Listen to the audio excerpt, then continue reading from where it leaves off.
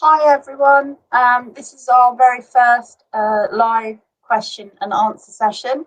I will be presenting, but also my colleague here, Rachel, will also be taking some questions. My name is Claire Scott. I'm the faculty manager for academic studies. One of them, there are two, and I'm also program leader for English language and media, which is an old subject. I'm not going to be offering next year, sadly. But also I'm manager to Rachel. So if you have any questions, put them up in the chat, and then the people in marketing will then pass it through to us and we'll see what we can answer.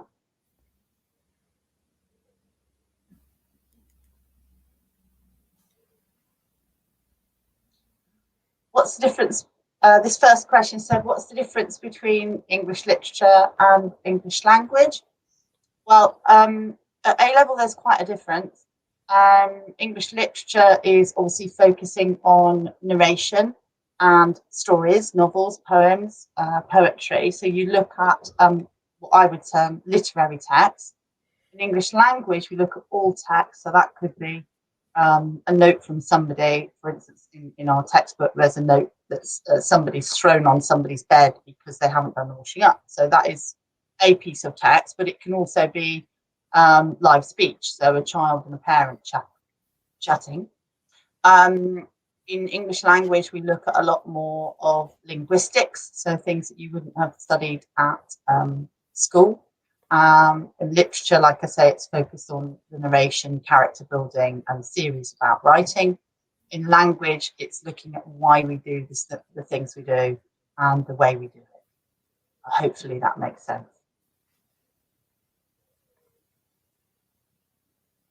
And our next question is, do you learn about the culture of the country in French or in Spanish? I'll pass that one over to Rachel. Hi, I'm Rachel. I'm the French program manager, and I'll be talking about anything to do with French and Spanish. So the simple answer is yes.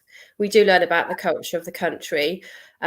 So for French, for example, we look at things like media and music, and we look at it in a slightly different context to how you might have done it at GCSE. So whereas you've probably learned to talk about what you like to listen to for music, when you do it at A-level, what you're looking at is thinking about, for example, how immigration has changed French music and how French music is sort of perceived in the wider world. So we sort of like look at influences on French culture and how French culture has influenced the world in different areas. So we don't focus just on the language. We look at it also as a world kind of like in a world context. So part of the idea for French, for example, is la francophonie, is the fact that it's not just spoken in France, but it's spoken in lots and lots of countries. There's about 50 plus countries that use French as either an official language or as a generally really well spoken language. And so we look at things like Haiti or Quebec or that kind of thing, and we look at the culture of the country and how French is used and how it's changed maybe as part of that culture as well. That's really interesting, isn't it?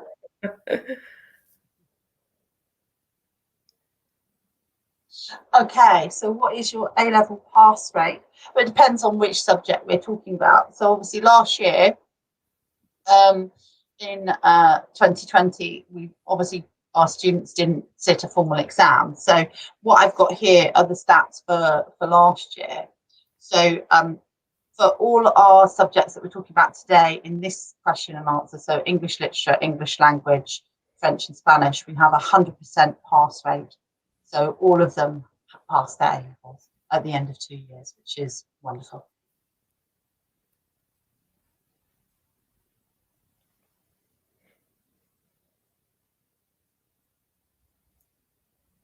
Okay, so over to Rachel about the languages that are on offer. Okay, so we currently offer French and Spanish at Petroc. We have had in the past, we have had German as well. Unfortunately, this year, for various reasons, we haven't been able to offer it as an ongoing A level. So we are French and Spanish essentially, and that is likely to stay the same now for quite a while, I would imagine, Claire. Yeah. Yeah, I think one of the things that we've noticed over the years is when progressively students are not doing as many languages, and in certain feeder schools, German teachers have not been replaced. So the numbers available, the pool of students possible, have really dwindled. So, but our French and Spanish are doing really well, really good grades, and yeah, I think, going forward, it definitely will be French and Spanish. All right. Yes, you can. So years ago, the question says, can you take English literature and English language together? Yes, you can. So years ago, we used to offer something called English literature and English language, which was a combined 1A level. We don't do that now, because we found that we were dipping in and out of too many different things, and it was too disparate, and also it was taking away from the language and the literature students. So we offer them as separate A levels, so all students have the ability to do both, because we have multiple teachers. I'm one of them that does English language and English literature, but there are others. So we run them in different blocks of our timetable. So it's quite possible that you can do literature and language and one other subject. So it's not a problem to do that. So they are very distinct on their own A levels.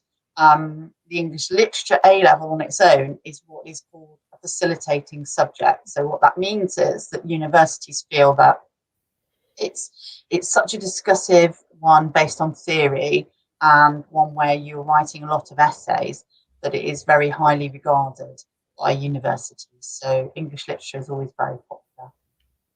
Obviously, I love English language better. Okay, so can you give me some tips on which A-level subjects go well together?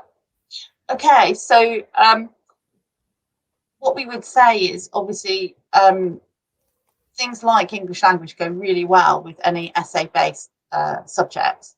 So things like history and politics, classics, but also English language goes really well with foreign languages, because obviously it's a language in itself. You're learning your grammar, and then you're learning the grammar of the foreign languages. So we tend to think about similar disciplines.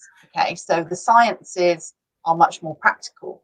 Okay, less essay writing. We do have to write, but less essay writing, those things. So it's about thinking about that, and then also about what you're going to do afterwards. So I do often say with students to perhaps reverse engineer their thought process. What do they want to get at the end? What do they want to be at the end? And I know some people don't know. And in that case, I wouldn't say pick the best ones if they're odd. So, for instance, some students come with one science, art, and politics, and they just say, oh, I just picked what I thought I'd be interested in, and we say, well, what are you going to do with those things? Because biology on its own, it's normally with chemistry or physics or environmental science or psychology. It's very rarely done on its own, and it doesn't really take you anywhere on its own. So that's kind of out the picture. So what you need to do is have a look at prospective careers and think about what they require, and then come back to the A levels and think, right, so if I want to be an experimental pharmacist or something, I really do need chemistry. So I've got to have chemistry, and I've got to have biology, and then maybe maths. Right, those make sense. So it's thinking about blocking them together. All right.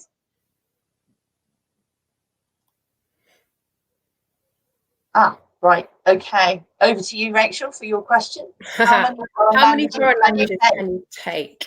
Well, you can take both of them, basically, French and Spanish together. We've had, I mean, I would say in the last 3 years, I've had at least one student in my class who's doing both French and Spanish. It is very common. If you don't have to be a linguist as such to do a French or Spanish A level, a lot of universities actually really like you to have a language at A level.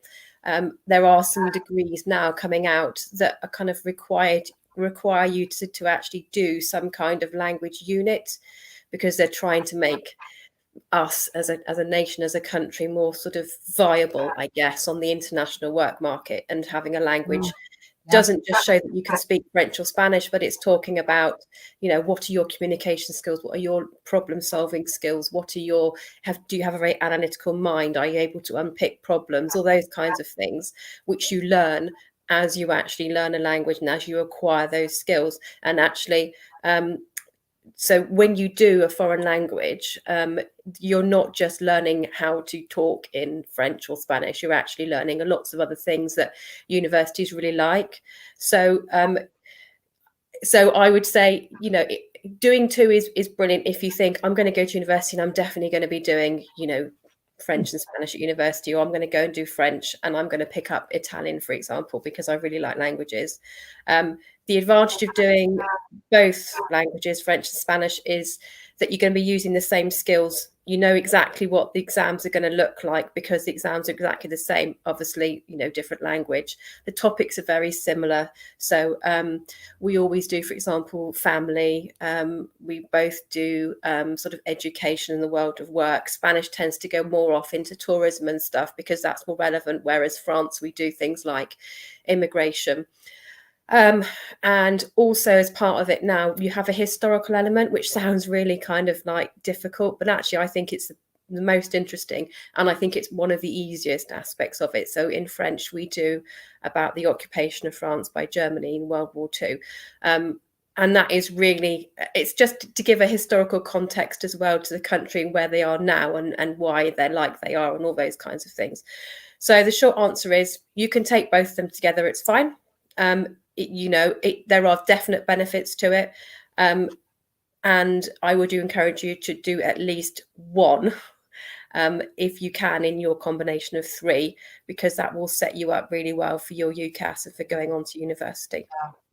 I would echo that because obviously I'm head of languages, so I would say, but students that are maybe doing something like business, it's really useful if they've got French or Spanish, because that, a lot of businesses have international trade. So if you've got a language along with business, and funnily enough, our Spanish teacher is the business teacher, so there's a lovely, crossover there anyway. But a lot of businesses are looking for languages. They're looking for somebody to be able to converse with a supplier, abroad. So if you have a language, it adds that feather to your cap. And other subjects like law, if it gives you the ability to learn international law, and things like that. So I would always say, if you are good at languages, I would pick at least one and then work on your other pair. Is that okay?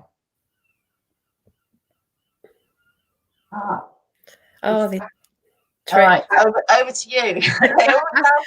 Well, obviously, so when we've had in the last few years, there have been trips to Spain, because Sylvia, who is the Spanish teacher, obviously she is Spanish and she's got lots of connections, and she's been able to sort of like reach out to basically sort of people that she knows over there.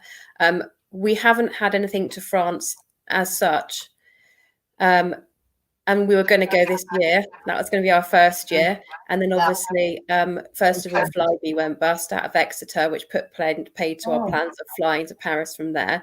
And then this thing happened with something called Corona, and no one was allowed to go out their house. So basically, we haven't gone yet. What we're trying to do this year is we're trying to set up a sort of a system, maybe sort of find a school or college and do some kind of the old style pen pal. Ask your parents about it. Pen pals. It's what it used to be, like writing actual letters. Yes, so writing digitally. So you could choose how to communicate. So yeah, that's what we're going to be looking to do. And then obviously once travel is allowed again, hopefully a little jaunt to Paris is on the card for French. Yeah, that would be lovely. I think in previous years we've been to Sevilla and Malaga, so with Spain. So yeah, at the moment, obviously, we're not planning anything for this coming year because obviously we start to plan, or not obviously, but we start to plan in September. Marketing have just said some new people have joined, so reintroduce myself. So my name is Claire Scott. I'm the faculty manager. I'm responsible for languages and communications and science. But today I'm in my role as head of English. I teach English language, know a lot about English lit as well. And then my colleague here is Rachel. She's the program manager for French, so she can talk about modern foreign languages. So if you want to put any questions to us, please feel free to do so, and we'll try our very best to answer the questions.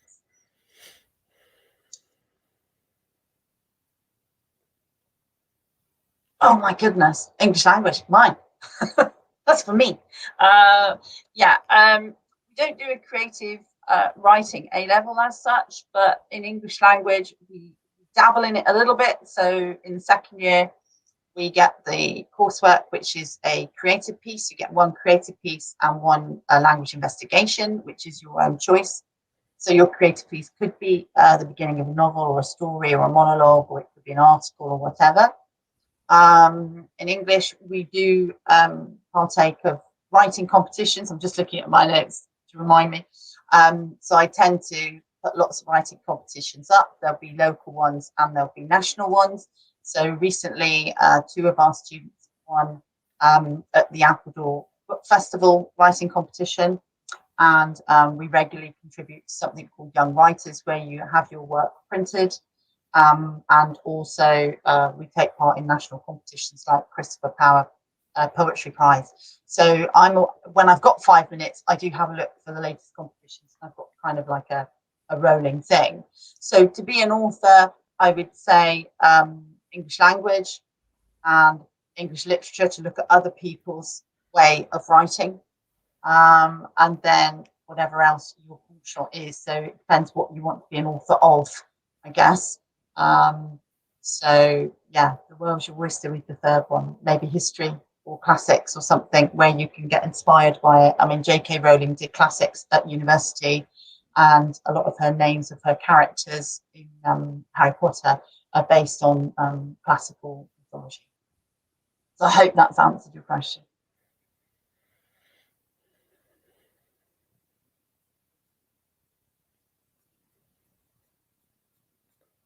Okay, so generally, I'll pass on to Rachel about languages, but generally for A levels, we now run what's called a linear A level. So you've got the whole 2 years, so it's kind of like maybe your parents or your grandparents remember that you get tested right at the end. So you would normally do 2 exams in most A level subjects. In some A level subjects, there's coursework. So, for instance, in literature and language, we have coursework. For those, it's 20%. For some, it might be as high as 40%. In sciences, we have practicals as well, but they're a side issue because you do the exams and then you get a practical, which is a pass, hopefully. All right, it's kind of like speaking, listening, GCSE English. All right, so at the end of the first year, for Petroc students, we do a formal mock exam. This year we did it online, but it was timed and scheduled, so the students didn't know the questions and they had a set period, because obviously we were in lockdown at that point. But normally we have them in class, and they get assessed to the same criteria as the final exams. So coursework has to go off in May, but our normal exams are sort of May, June time. I hope that's enough, but if not, come back for more information. But as regards languages, slightly different, aren't they, Rachel? Yeah, languages are slightly different. So you do 3 papers, basically, or 3 separate exams. You do paper 1, which is your listening, your reading, and then it's what I call the nice translation, so the one that's into English, basically, from your target language, so French or Spanish. That's, I think, 40% of your final grade. So that's assessed by, out externally, so that gets sent away to the exam board. Your paper 2 is the one where you write an essay on the film that you study and the book that you study in the foreign language, and you also have to do the translation into the target language, so from English to French or English to Spanish. That one's 30%, and then 30% is your speaking exam. But the speaking exam, I would say, is actually really nice, because what you do is you prepare a presentation, you do a study on something. So in previous years, I've had someone who was doing wanted to go into dress design, and she was doing French alongside sort of like studying fashion and art and stuff. And she looked at the history of traditional dress in Bretagne, where her family was from, because her mum was French. And she looked at sort of like whether sort of like traditional dress is something that is still relevant, and the young people respect the kind of traditions and cultures of the importance of this and that kind of thing. But you can do anything. I've had people do robotics, cars. French people like their new technologies and stuff. So there's loads of stuff out there. So you basically have to research a topic that you are interested in. So it's nothing to do with what you study in class. It doesn't have to link into anything we do in class. Yeah, I think just basically find stuff and you talk about it, and then you have a little discussion about it, and that's 30% of the exam. But you do that with me, and then I send it away to get marked.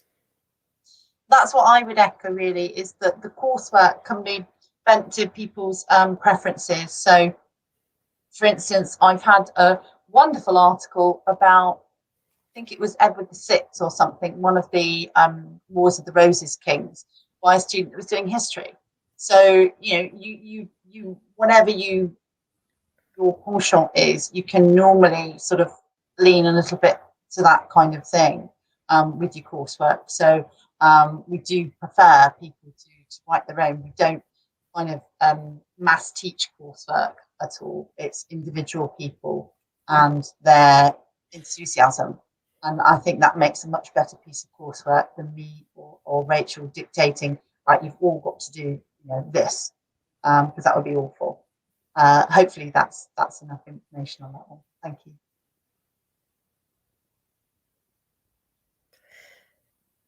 At Petrock. So over to you, Rachel. So staying at Petrock and doing a language degree, you would have to go and you could probably get the answer to this from the live chat actually on the website. Normally, most people would go away and study at university a language degree. I have to honestly say I don't know if they have a language degree linked to Plymouth University that we offer currently. Yeah, I'm not sure that we do at the moment, but that isn't to say we wouldn't by the time you finish your A-levels. Because obviously if enough people were keen to do it, I mean, it has to be viable. That's the awkward thing. We have to have enough, a core amount of people that want to do it here. We do offer quite a lot. So I think maybe have a look at the HE side. I don't know of one, and certainly my staff don't do it. But that's not to say there might not be one in the future. Yes, you can change your subjects. So the new interviewing process is just about to start. So basically what we're going to be doing is checking that everybody's applied correctly and just putting them into their subjects and not necessarily having to interview people. But when you start, you've got a window, and since we've done fully linear, we've gone roughly about a half term, so sort of towards the end of October, so 6 weeks you've got to make up your mind. Obviously the later you make up your mind, the more you've got to catch up, essentially. So I would say, think long and hard about your A-level subjects. Look at our website. There are videos and resources there. There are students there talking about subjects, about what it is and what they've liked about it. Make sure you know where you're going with your A-levels, and hopefully you won't need to change. But if you suddenly pick, I mean, a lot of students pick something they've never done before, like psychology or sociology. Well, you don't know if you're going to like that. So yeah, we do accept that people might want to change. The caveat on that would be, obviously it depends on space. I mean, we tend to, take people in and then redistribute and everything. But occasionally, very occasionally, that subject clashes with other subjects. But yes, always we would listen to what you've got to say. And if you're not happy on a subject, we will try our very, very best to accommodate you and find you another subject that you do like.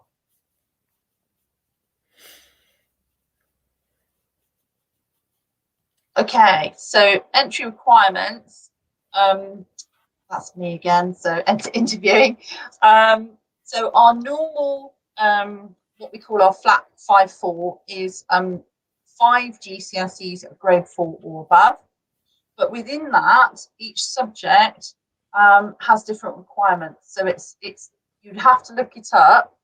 But things like biology, chemistry, physics require a 6 in their subject. Okay, Rachel will tell you about the languages in a minute. Of those 5 at grade 4, one has to be English language, my subject, superb subject, by the way.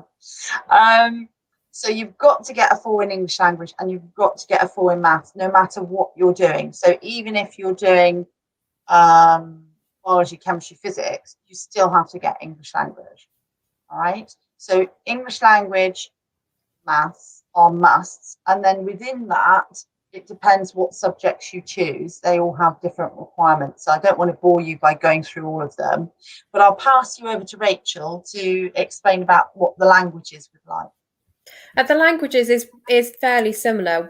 Our basic requirement is a 5 in language, but I think that we need to have a discussion if it's going to be just a 5. I think there are certain elements of the course that can be quite challenging, and I think if you were kind of saying, oh, I'm pretty much going to get a 7, then you're a shoo-in.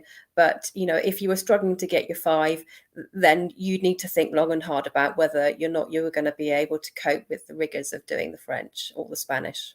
Yeah, I think if you sit the exams and you get literally just 5 at grade 4, we have it, that is our minimum.